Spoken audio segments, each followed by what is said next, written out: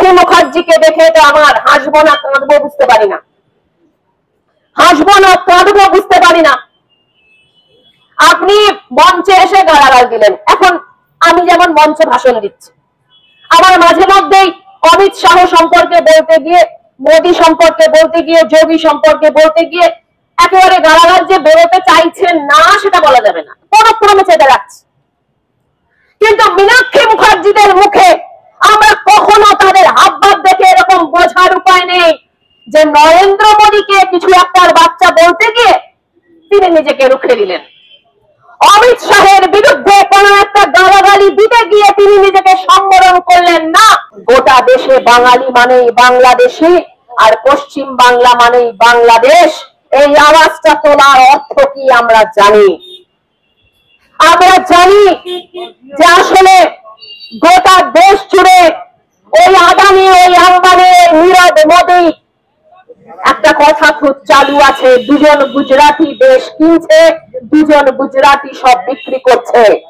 অর্থাৎ ওই অমিত শাহ এবং নরেন্দ্র মোদী আর উল্টে দিকে ওই আদানি, নীরব মোদীরা যারা গোটা দেশটাকে ধ্বংস করছে।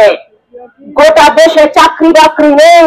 আজকে এরা বলার চেষ্টা করে যে বাংলাতে চাকরি নেই আর গোটা দেশে নাকি চাকরি আছে। বাপু, গোটা দেশে চাকরি কিছু নেই।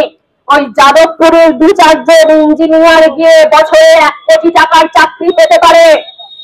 ওই জেএনইউ থেকে 1 জন ইঞ্জিনিয়ার বা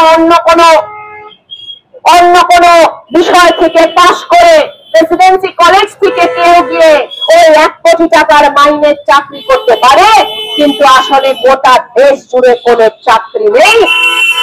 এই বাস্তবতাটা আজকে নরেন্দ্র মোদীরা স্বীকার করতে চায় না। আমরা দেখলাম, আমাকে একটু আগে একজন সাংবাদিক বন্ধু জিজ্ঞাসা করলেন যে আচ্ছা, আরজি করের পরে এখানে 10 মাস পরে কসবার ঘটনা হলো, আপনার বক্তব্য কি? তো আমি তাকে জিজ্ঞাসা করলাম, গোটা পৃথিবীতে 4 মিনিটে একটা করে মেয়ে ধর্ষিত হচ্ছে, তো তোমার এরকম মনে হলো কেন যে আরজি করের পরে 10 মাস ধরে অন্য কোনো ধর্ষণ হয়নি, আর একটা ধর্ষণ হচ্ছে এই কসবায়? গোটা দেশ, গোটা পৃথিবী, গোটা রাজ্য যেখানে মেয়েদেরকে ধর্ষণ করার জন্যই জানবা পোষা হয়, যেখানে গোটা দেশে আমাদের দেশের মেয়েরা রোজগার করে না, 90% মেয়ে হচ্ছে বেকার। বেকার বলে সেই সম্বোধনটুকু, সেই সম্মানটুকু পর্যন্ত তাদের প্রাপ্ত নয়। আমরা নিজেদেরকে হাউস ওয়াইফ বলে আবার মাঝে মধ্যে ইংরেজিতে বলা হয়, বোকা বানাবার জন্য ইংরেজি কথাটা ব্যবহার করা হয়, কি যেন বলা হয়, হোম মেকার। তো আমরা আবার নিজেদেরকে হোম মেকার বলে মাঝে মধ্যে একটু একটু গর্ব করে থাকি। বাস্তবত আমরা বেকার। গোটা দেশ জুড়ে 90% মেয়ে বেকার। মেয়েদের কাজ হচ্ছে যৌন দাসী হয়ে থাকা, সেটা কর্মক্ষেত্রে হোক অথবা ঘরে হোক।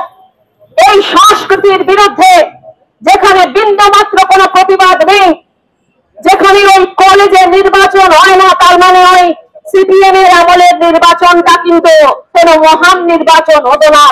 যেখানে ছাত্র সংসদ নির্বাচন গুলো হতো, বাস্তবত এসএফআই এর বাইরে অন্য কোন দল সেখানে প্রার্থী দিতে পারতো না। যদি প্রার্থী দেওয়ার চেষ্টা করতো, তার বাড়িতে গিয়ে তাকে পিটিয়ে আসা হতো। এগুলো আমাদের নিজেদের ব্যক্তিগত অভিজ্ঞতা। অর্থাৎ ব্যাপারটা এরকম যে গোটা দেশ জুড়ে যেখানে প্রতিদিন প্রতি মুহূর্তে মেয়েদেরকে ধর্ষণ করা হচ্ছে, তার প্রতিবাদ করলে আবার এরা বলবে নারীবাদী। যার প্রতিবাদ করলে আবার ওরা বলবে নারীবাদী। তার মানে সেটা হচ্ছে এর বিরুদ্ধে কোনো আওয়াজ নেই, কোন ছাত্র সংসদ নেই, এবং এর বিরুদ্ধে ছাত্র ছাত্রীরা কোন যুব সমাজ রাস্তায় নামছে না, ক্ষুদিরাম বসু এবং বারিন ঘোষদের মতো। সৃজিত মুখার্জি সে একজন বাঙালি। তার সমস্ত সিনেমা শুরু থেকে শেষ পর্যন্ত গালাগাল শেখার, কেউ যদি গালাগাল শিখতে চান তাহলে সৃজিত মুখার্জি সিনেমা নিয়ে দেখুন।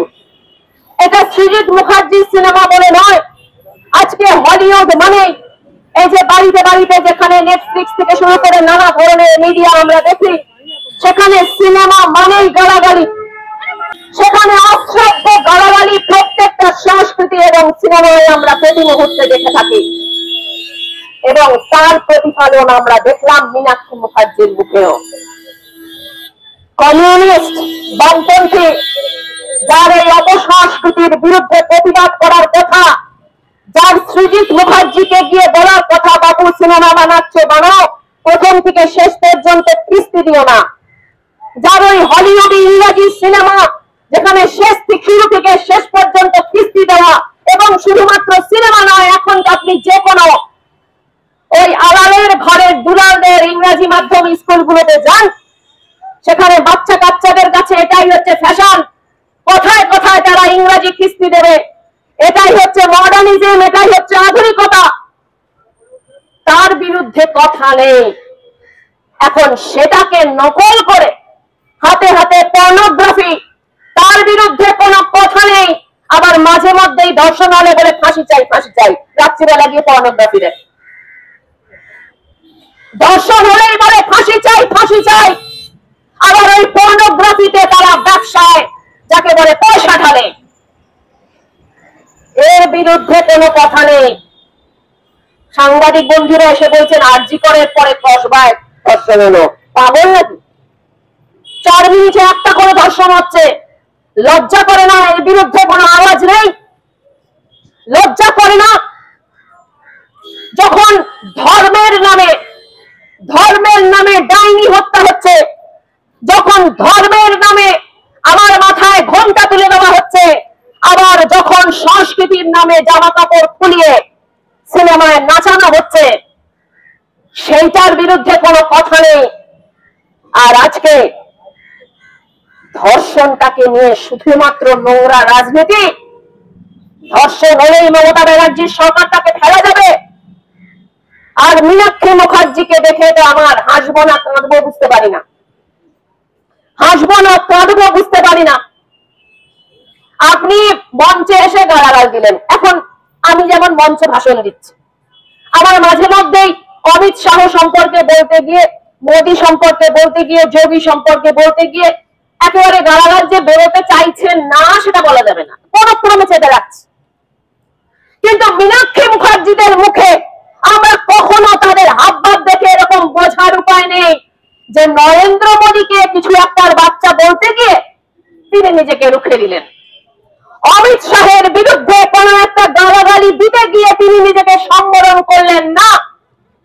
তাদের হাব ভাব, তাদের বডি ল্যাঙ্গুয়েজ থেকে সবসময় মনে হয় নরেন্দ্র মোদী বিরাট একটা সম্ভ্রমের বস্তু।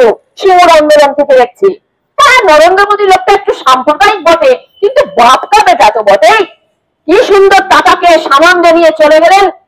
অর্থাৎ নরেন্দ্র মোদী অমিত শাহ সম্পর্কে গোটা সিপিএম পার্টির বিরাট পরিমাণে সম্ভ্রম, আর তৃণমূল সম্পর্কে ঠিক ততোধিক ঘৃণা।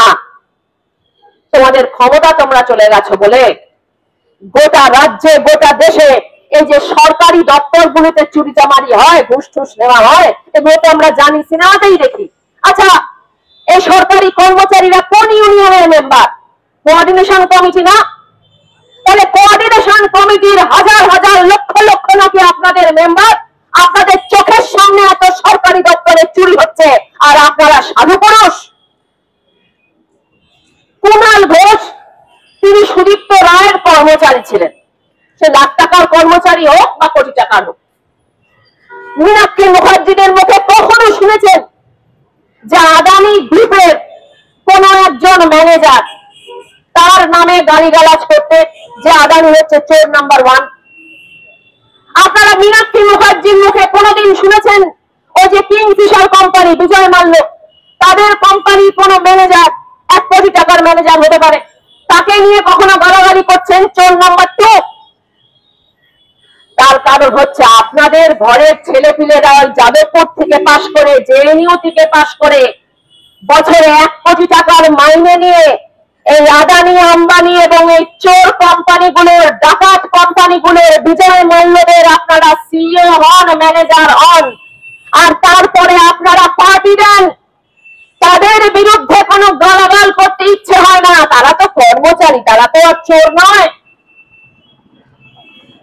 এই 2 নম্বরই আচরণ পশ্চিমবঙ্গের মানুষ বোঝে, আর ঘৃণায় আপনাদের দিক থেকে তারা চোখ সরিয়ে নিতে বাধ্য হয়। আজকে ক্ষুদিরাম বসু এবং বারিন ঘোষ ভারতবর্ষের সাধারণ স্বাধীনতা সংগ্রাম সুরাট কনফারেন্সের মধ্য দিয়ে চরমপন্থী নরমপন্থী বিভাজন, আমরা যদি চরমপন্থার পক্ষে হই, আমরা কখনো ভাবতে পারি না যে মহাত্মা গান্ধী সম্পর্কে নোংরা কথা বলবো না। বলেছেন, অনেকেই বলেছেন, কিন্তু নোংরা কথা আমাদের মুখ দিয়ে কখনো বেরোবে না। আবার একইভাবে চরমপন্থীদের বিরুদ্ধে কোন অসম্মানজনক কথা আমাদের মুখ দিয়ে বেরোবে না। এটাই আমাদের সংস্কৃতি, এটাই বাঙালি সংস্কৃতি, এটাই ভারতবর্ষের সংস্কৃতি হতে রাখতে চাই আমরা। বিদ্যাসাগরকেই আমরা ভারতবর্ষের শিক্ষক করতে চাই। ভারত শুধুমাত্র বাঙালির নয়। ওই যে ভদ্রলোক 5ই সেপ্টেম্বর জন্মেছিলেন, তিনি অনেকটা বীর সাভারকারের মতো। সাভারকার যেমন নিজের নামের আগে বীর বলে দিয়েছিলেন, তেমন রাধাকৃষ্ণন বলেছিলেন, আবেদন করেছিলেন যে আমি তো শিক্ষক, আমার জন্মদিনে আপনারা শিক্ষক দিবস পালন করবেন। আমরা জানি না রাধাকৃষ্ণনের ভারতবর্ষের শিক্ষা সম্পর্কে কি অবদান আছে, সত্যি আমার জানা নেই, কিন্তু জানা আছে যে বিদ্যাসাগরের ভারতবর্ষের শিক্ষা সম্পর্কে তার অবদান কি, জ্যোতিবা ফুলের অবদান কি। অতএব আমরা এটা দাবি করতে পারি বাঙালি হিসেবে যে বিদ্যাসাগরের জন্মদিনটাকেই শিক্ষা দিবস করা হোক। এই যে আমাদের দৃপ্ত আচরণ, এই যে আমরা মনে করি যে আজও পশ্চিম বাংলায় শুধুমাত্র বিদ্বজ্জন আছে, ব্যাপারটা এরকম নয়। ধনী মানুষও আছে। ধনী মানে আদানি আম্বানি নয়, ধনী মানে কনজিউমার। যে কনজিউমার অর্থাৎ ভোগ করার যে ক্ষমতা, সেই ভোগ করার ক্ষমতায় এখনো পশ্চিমবঙ্গ গোটা ভারতবর্ষের প্রথম সারির মধ্যে আছে। অর্থাৎ আমরা কিনতে পারি, আমরা চালটা ডালটা কিনতে পারি, অর্থাৎ আমরা বিভিন্ন ধরনের পণ্য কিনতে পারি। আমাদের রাজ্যে অসাম্য কম। আমাদের রাজ্যে এক একটা লোক প্রতি মাসে কোটি টাকা রোজগার করবে, আর আমি আপনি শুধুমাত্র তাদের চাকর বাকর হয়ে থাকবো। এখনো পর্যন্ত সেই অর্থনীতি পশ্চিম বাংলায় নেই। এটা আজকে আমাদের গর্ব।